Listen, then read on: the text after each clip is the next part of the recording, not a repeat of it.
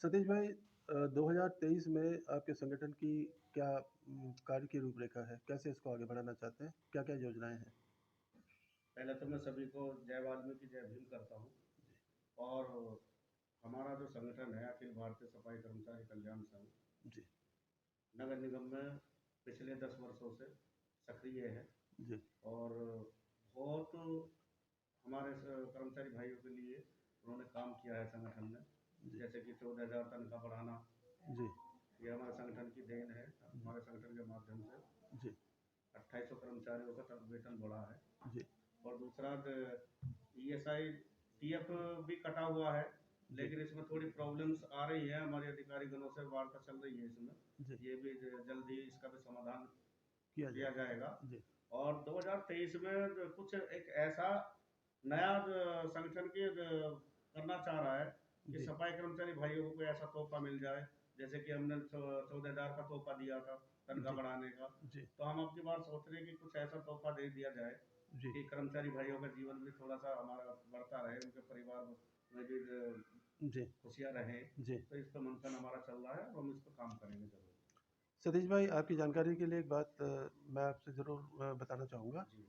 आज ही आदरणीय मोदी जी ने एक नया फैसला लिया है। अब तक हमारा वो चल रहा था न्यूनतम मज़दूरी, जी। जो दिहाड़ी मज़दूर थे, उनके लिए न्यूनतम मज़दूरी का प्रावधान था। अब उसको हमारी जो केंद्र सरकार है, उसको बदलने जा रही बहुत शीघ्र, और उसमें काम शुरू हो जाएगा, जिसका शायद नया नाम अब होगा न्यूनतम जीविका। जी। तो उसमें महंगाई को देखते हुए जीविकोपार्जन के लिए जो मिनिमम है, उसको उसमें बढ़ोतरी की जाएगी। जी। जो मिनिमम वेजेस है, उसको बढ़ाया जाएगा। हो सकता है प्रदेश सरकार में भी तुरंत ये लागू हो, क्योंकि यहाँ भी भाजपा की सरकार है। जी। तो ये जो उम, सफाई कर्मचारियों का जो आपका संगठन है, उसके लिए भी एक क्रांतिकारी परिवर्तन होगा, जी। और उम्मीद की जाती है कि आने वाले 2-3 महीनों के अंदर ही इसको लागू भी कर दिया जाएगा। तो मैं ज़रूर चाहूँगा कि आप इसको भी संज्ञान में लें। जी। और जैसा कि आपने बताया कि पीएफ और ईएसआई का लाभ अभी तक नहीं मिल पा रहा है सफाई कर्मचारियों को। तो इस बारे में क्या आपने महानगर आयुक्त महोदय से कोई बातचीत की है, कोई वार्ता? नगरायुक्त महोदय को हमने अपने यूनियन के माध्यम से लिखित में पत्र भी सौंपा है। जी, और उनसे वार्ता भी की है। वर्तमान हमारे नगर महोदय हैं जी, नितिन गौड़ साहब, जी, और उनसे हमारी वार्ता भी हुई है। जी। उन्होंने कहा भी है कि हम जल्द इसका समाधान करेंगे, लेकिन अभी समाधान हो नहीं पाया है। अच्छा, तो पुनः दोबारा उनसे वार्ता कर इसका समाधान करेंगे बहुत जल्द। जी, और न्यूनतम मजदूरी वाला ये है कि जो गवर्नमेंट स्टेट से जो गवर्नमेंट ऑर्डर आता है, जी, तो आने के बाद हम उसे तुरंत लागू करवा ही देते हैं यहाँ पर, क्योंकि संगठन सक्रिय है। जी, तो इसलिए हम लागू करवा देते हैं। जी, वर्तमान 366 पॉइंट कुछ पैसे का है जी, वो मिल रहा है हमें। अब केंद्र सेंट्रल का एक अलग है। स्टेट लेवल पर जो गवर्नमेंट ऑर्डर लागू होगा, वो हमारा जैसे ही लागू इशू होगा वहाँ से, जी। अगर हमारे पास उसका संज्ञान होगा तो हम उसे तुरंत फिर कर्मचारियों पर लागू करवाएंगे। अ, सतीश भाई, एक शिकायत ये आई थी हमारे संज्ञान में कि जो रात्रि सेवा में जो कर्मचारी कार्यरत रहते हैं, सफाई कर्मचारी, उनको प्रॉपर जो पारिश्रमिक है, वो नहीं मिल पाता है। तो उसमें उसके बारे में आप क्या कहेंगे? उसमें मैं ये कहना चाहूँगा कि धांधलेबाजी तो है। ये तो जी, तय है कि धांधलेबाजी है। जी, लेकिन रात्रि में 4 घंटे लगभग ड्यूटी की जाती है। जी, सफाई कर्मचारी हमारे जो भाई हैं, जी, वो 4 घंटे ड्यूटी करते हैं। जी, अब 4 घंटे में उन्हें 5,000 4,000 रुपये की सैलरी ये लोग ठेकेदार देते हैं। जी, जी। जबकि देखो 4 घंटे नाइट में ड्यूटी करना भी एक पूरी तरीके से 8 घंटे ड्यूटी करने के बराबर मैं बिल्कुल, मानता बिल्कुल, हूँ। बिल्कुल। क्योंकि नाइट में रोड पर हर व्यक्ति जी, तेजी में गाड़ी हाँ, चलाता है। हुँ, रात का समय होता ऑड टाइम है होता ना। है बहुत बिल्कुल। तो जी, वहाँ अपने जान को खतरे में डालकर वो जी, काम करता जी, है। इसलिए उन्हें 8 घंटे की ड्यूटी के बराबर ही पैसा दिया जाए। जी, ये बिल्कुल होना चाहिए। जी। लेकिन फिर ठेकेदार क्या करते हैं कि जो हमारा कर्मचारी 4,000 में काम कर रहा, तो हम उन्हें 14,000 क्यों देंगे। अच्छा, तो ये हमें भी थोड़ा इसमें बदलना पड़ेगा, जी। क्योंकि हमें भी ये काम 4,000 में नहीं करना है। तो क्या आपको ऐसा नहीं लगता है कि इन सफाई कर्मचारियों का, खासकर जो रात्रि सेवा में रहते हैं, उनका शोषण होता है? शोषण, भरपूर शोषण है उनका। जी, ये ये जो एक तरीके से पल्ला झाड़ लेते हैं अधिकारी के, वो ठेकेदारी का मामला ठेकेदार जाने। तो यहाँ हम लोगों को बदलना है। जो मैं झाड़ू लेकर काम करने जा रहा हूँ, मैं 4,000 में ना जाऊँगा तो वो कौन करेगा उस काम को हमारे बिना?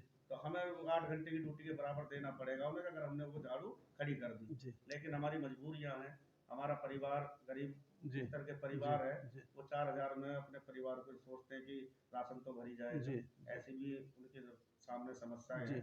तो हम इस पे हमारा संगठन एक दिन नगराज साहब से लिखित में पत्र देंगे और उनसे वार्ता भी करेंगे कि साहब इन्हें 8 घंटे के बराबर तनख्वाह दी जाए, जिससे कि इनका परिवार भी पालन पोषण हो सके। तो 4,000 में कुछ नहीं हो पाता, और से हम अपनी जान जोखिम में घेर कर काम कर रहे हैं। बिल्कुल बिल्कुल। तो सर ये मैं कहना चाहूँगा नगराज साहब से भी, और मिलकर हम वार्ता करेंगे, इसमें बात करेंगे। ठीक। जी भाई साहब, आप अपना परिचय दीजिए और बताइए अपने बारे में। मेरा नाम जगमोहन जी, अखिल भारतीय सफाई कर्मचारी कल्याण संघ का मैं मेरठ मंडल अध्यक्ष हूँ। अच्छा। और अभी हाल ही में ही मैंने इस संगठन को ज्वाइन किया है। अच्छा।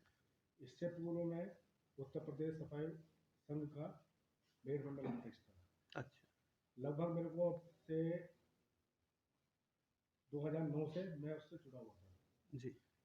और इस अपना संगठन को देखा, जिसमें मैं आया हूँ, उसके कार्यशाली देखते हुए मैं इससे उनके कार्य से प्रभावित होकर मैंने इस संगठन को ज्वाइन किया है। जी। और मैं अपनी तरफ से और अपने संगठन की तरफ से सभी क्षेत्रवासियों को नव वर्ष की हार्दिक शुभकामनाएं देता हूँ और आने वाले समय के लिए उनके उज्जवल भविष्य की कामना करता हूँ। साथ ही मैं आपको संगठन का एक जो हमारा नव वर्ष के बाद कार्य करना चाहेगा उसकी रूपरेखा बताना चाहूँगा, किस तरीके से हमारा संगठन काम करेगा। हमारा संगठन बड़े अच्छे तरीके से प्रत्येक हाजिरी पर जाकर 10-10 लोगों की टीम बनेगी और सारे कर्मचारियों को जागरूक किया जाएगा और सारे कर्मचारियों की स्थिति और उनकी जो भी परेशानी है उनको हम लोग अच्छी तरह से निस्तारण करने का काम करें। ये हमारा आने वाले टाइम पे मैं इसी चीज़ में एक कड़ी और जोड़ना चाहूँगा, और मेरा प्रश्न आपसे सीधा ये होगा कि क्या आपके संगठन की तरफ से कोई पर्यवेक्षक नियुक्त किया गया है जो रात्रि समय में खासकर जो कार्यरत कर्मचारी हैं, सफाई कर्मचारी, उनकी सुविधाओं का और उनकी ड्यूटी आवर्स का मतलब ध्यान रखें? देखिए, अभी तो ऐसा कुछ नहीं है जी, परंतु आपकी सलाह के अनुसार इस चीज़ पर हम बहुत जल्द कार्य भी करेंगे जी। और जो रात्रि के अंदर हमारे कर्मचारी हैं जी, उनके साथ वाकई में ही बहुत ज़्यादा शोषण हो रहा है जी। और हम लोग जल्द ही जी आपस में एक मीटिंग का आयोजित करके जी नगर आयुक्त से मिलकर जी उनकी समस्याओं को और उनकी जो ड्यूटी शैली है उसको पूर्ण रूप से अच्छे ढंग से वेतन दिलवाना काम करें। क्या ऐसा संभव है कि आप नगर निगम के साथ कोऑर्डिनेट करके उनके साथ मिल करके एक संयुक्त रूप से पर्यवेक्षक टीम बनाएं और वो टीम जो है संयुक्त रूप से औचक निरीक्षण करे और जा कर के देखे, पड़ताल करे कि वाकई जो जितने पैसे दिए जा रहे हैं वो पैसे उनको मिल भी रहे हैं या नहीं मिल रहे हैं? देखिए, ऐसा है, यहाँ मैं कहना चाहूँगा क्योंकि यहाँ का जो जितना भी हमारा अधिकारीगण है जी, ये कहीं ना कहीं भ्रष्टाचार में लिप्त है जी। ठीक है जी। हमारा संगठन औचक निरीक्षण स्वयं करेगा जी, और इसके लिए हमने बताया ना, अब आपस में इसमें सलाह करके जी हम इसमें जो आगे का कार्य जो जैसे भी होगा आपको संज्ञान में दे रहे हैं जी। लेकिन वही है कि साहब, बिल्ली के गले में घंटी तो बांधनी पड़ेगी, किसी न किसी को तो बांधनी पड़ेगी। अगर आप इसका प्रतिकार चाहते हैं, इसे निदान चाहते हैं समस्या से, तो किसी न किसी को पेन तो लेना पड़ेगा। चलिए, हमारी बहुत सारी शुभकामनाएं आपके संगठन को। भाई साहब, आप बताएं अपने बारे में। नमस्कार सर, मेरा नाम अंकुश चड्डा है जी।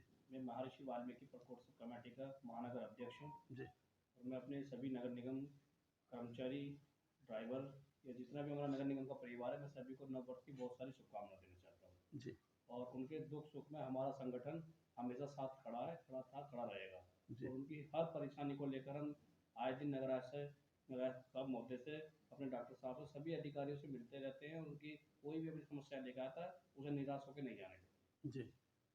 अच्छा, ये बताइए कि भाई ये तो एक परिवार की तरह है और आपका परिवार जो है बढ़ रहा है जी और दिन प्रतिदिन इसका आकार बड़ा ही होता जा रहा है। जी तो बड़ा होने के साथ साथ जिम्मेदारियाँ भी बढ़ रही हैं जी और इतने सारे लोगों का ध्यान रखना आपके संगठन के लिए एक वाकई चुनौती का काम है। तो आने वाले वर्ष में आप इसको कैसे देखते हैं कि किस तरह से इसको निपटाएंगे लेकिन इन जैसे चुनौतियों जैसे आप बताएं परिवार बढ़ता जा रहा है, इसी तरह से हम अपने परिवार को जोन बाई बांटते भी जा रहे हैं। जी जैसे जैसे पांचों जो हमारे 5 जोन है, पांचों जोनों में अपने परिवार को हर किसी की अपनी अपनी एक जिम्मेदारी दी जाएगी जी और हर आदमी अपनी जिम्मेदारी अगर निभाएगा तो काम अपने आप आसान हो जाएगा। एक चीज़ बड़ा स्पष्ट मैं आपसे पूछना चाहूँगा, क्या जिम्मेदारियाँ क्षेत्र को देखकर दी जाती हैं या व्यक्ति विशेष को देखकर उसकी गुणवत्ता को देखकर दी जाती है? मेरा मानना तो यही है कि व्यक्ति को अगर जिम्मेदारी दी गई है तो कुछ सोच समझ के दी जाती है और हम अपने कर्मचारियों के लिए जी उनके दुख सुख के लिए हम हर तत्पर खड़े हैं। हमें ना परेशानी देख रही है, ना आंधी देख रही है, ना बारिश, ना तूफान, सिर्फ उनकी सेवा में। बहुत बढ़िया। जी भाई साहब, आपका परिचय जान सकता हूँ? मेरा नाम मनी मकवाना। जी नमस्कार। जय भीम। जी आप बताएं कि आप संगठन से कैसे जुड़े और अभी तक आपने क्या-क्या मतलब अपना योगदान दिया इसमें? मैं संगठन में जी उत्तर प्रदेश का मुख्य सलाहकार हूँ जी और संगठन में हम जुड़े हैं संगठन नीतियों को देख करके, जी संगठन के राष्ट्रीय अध्यक्ष जी की नीति से प्रभावित होकर के हम संगठन जुड़े हैं। जी। अभी आपने अपनी जो भूमिका है किस तरह से निभाई है और आगे क्या रूपरेखा है आपकी? अभी तक हमने जो जिम्मेदारी दी गई है अच्छा प्रदेश अध्यक्ष से वो अच्छा हमने बाखूबी ढंग से निभाई है अच्छा। और आगे जो प्रदेश अध्यक्ष जिम्मेदारी देंगे जी जब हम बाखूबी ढंग से निभाएंगे। जी इसके साथ मैं समस्त नगरवासियों को नववर्ष की हार्दिक शुभकामनाएं देता हूँ कि जी वर्ष 2023 उनके लिए वैभवशाली रहे, शक्तिशाली रहे, जी प्रगतिशाली रहे। जी बहुत बहुत धन्यवाद और आप सबों का बहुत बहुत धन्यवाद और हमारे दर्शकों के लिए अपनी जो कीमती जानकारियाँ हैं वो साझा करने के लिए। नमस्कार। नमस्कार।